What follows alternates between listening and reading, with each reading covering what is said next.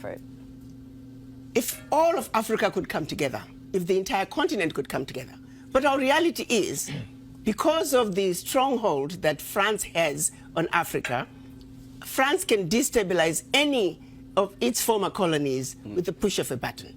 So the reality is, trying to push back against France is mission impossible at this time, which is why we are very pleased that finally the African heads of states were able to come together and agreed on what we are calling the African Continental Free Trade Area.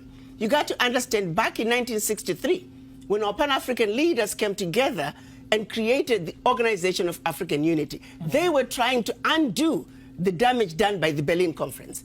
But unfortunately, when they went to Addis Ababa, they were divided. We had the Casablanca Group, who were Ghana, Guinea, Mali, Egypt, Morocco, Algeria, and Tunisia. They were outnumbered by the others, who were the nationalists, who said, let's go slow. The Casablanca Group, who said, Africa for the Africans, at home and abroad, African Union now. Had we won, had the Casablanca Group won in 1963, Africa would be in a very different place, because all these borders would have been eliminated back then. They came up with a compromise, which we are calling Organization of African Unity.